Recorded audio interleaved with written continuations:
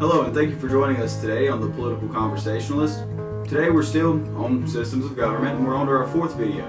We're going to talk about federations, and not like you see in Star Wars, but, well, kind of like you see in Star Wars.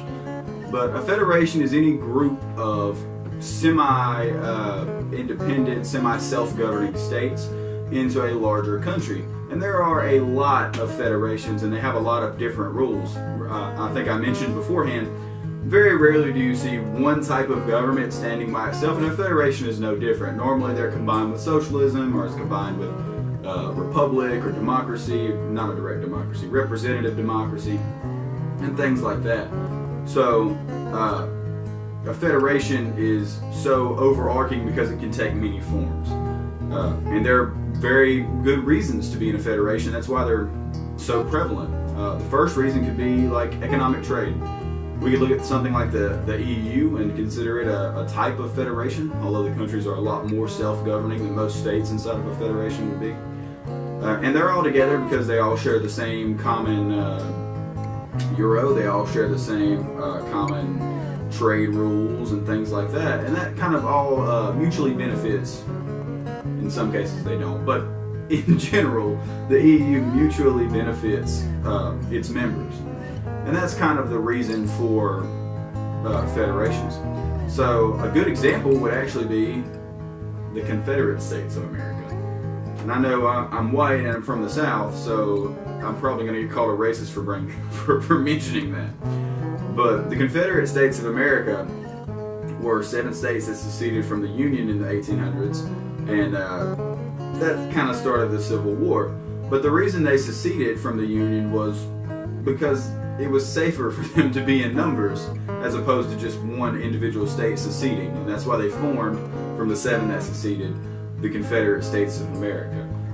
Had there been no danger in their mind of the Union Army coming back and trying to take them back over, had there been no danger of Abraham Lincoln trying to preserve the Union at all costs, then more than likely they probably would have seceded and kind of, you would have had a country of South Carolina and a country of Texas and a country of this, that, and the third. But because they were kind of worried about war breaking out, which it did, they all seceded and then joined together in the Confederate States of America. And the whole Civil War, how it broke out, why it broke out, wasn't avoidable. That's a whole other video I already have planned. So I'm just going to touch on it to say that for safety and security's sake, the Confederate States, or the states that seceded, joined together in the Confederate States of America. Another interesting one I learned from today, that is currently a federation, that is still a country and didn't lose a war and get assimilated, but is still currently a country, is Brazil. Brazil has quite a few states, and they are pretty self-governing. I would say they're a little bit more self-governing than the states in America are. And, they have their own governor, they have their own assemblies, they have their own courts and things. And actually on the surface, if you look at it, it's very similar to the way our states operate. If you look at the structure, it's very similar. However, if you listen to what people actually have to say about Brazil and how it functions in reality, it's pretty much a false democracy. They're supposed to be rampant with corruption and things like that. But anyway, federations are very prevalent. They're everywhere. In fact, see, Germany started off as a federation, America's a federation, Brazil's a federation, you had the Confederate States of America, the USSR could have been considered a federation.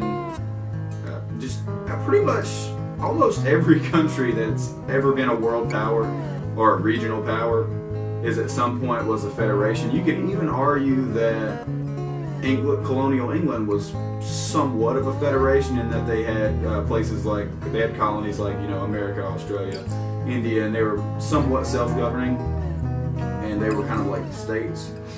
But it's everywhere, because the benefits of staying in numbers greatly outweigh the benefit of being by yourself and making your own decisions, especially when it comes to defense and trade and diplomacy.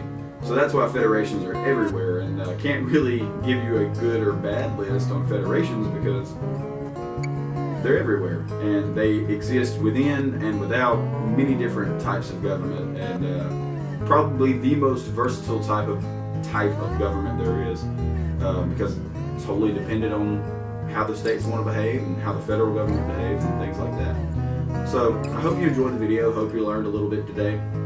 If you did, make sure you hit like and subscribe, and come back with us next time. Thank you.